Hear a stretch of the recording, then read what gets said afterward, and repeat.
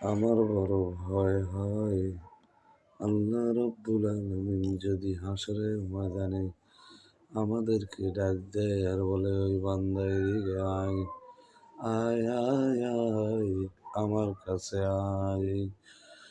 দুনিয়ার জমিনের বান্দা, আমি আল্লাহ তোরে দুখানা হাত দিলাম, আমি আল্লাহ তোরে চলার জন্য দুইখানা পা দিলাম, আমি আল্লাহ দেখার জন্য তোরে দুইখানা চোখ দিলাম, কথা বলার জন্য দুইটা ঠোঁট দিলাম। এত সুন্দর চেহারা দিয়া, এত নাজ নিয়ামত দিয়া তোরে দুনিয়ার জমিনে সম্পদশালীও বানাইলাম রে বান্দা। কিন্তু বান্দা, তুই আমার সাথে কেমনে রে নাফরমানি করলি দুনিয়ায়? কেমনে রে বান্দা তুই আমি আল্লাহর ইবাদত বন্দেগী করলি না রে দুনিয়ায়? ও বান্দা, দুনিয়ার জমিনে তুই কি দেখো না রে বান্দা? আমি আমি কত বান্দার দুইখানা পা দেই নাই, দুইখানা হাত দেই নাই, কতজন রে দুইখানা চক্ষু দেই নাই, কতজন রে কথা বলার জন্য ঠোঁটটাও দেই নাই।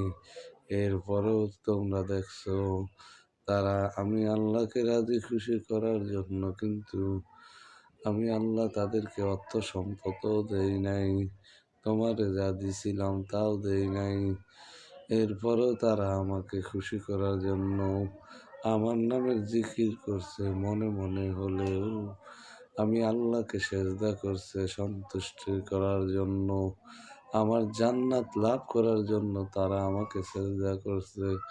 কিন্তু বান্দা, তুই দুনিয়ার জমিনে সামান্য কিছু সম্পত্তির মালিক হইয়া তুই এত বড় হয়ে গেছিস, এত বেঈমান হয়ে গেছিলি, যার কারণে এত প্রভাবশালী হয়েছিলি, এত ভাব হয়েছিল তোর, এত অহংকার গরিমা হয়েছিল, যার কারণে তুই আমি আল্লাহকে ভুলে গেছিলি।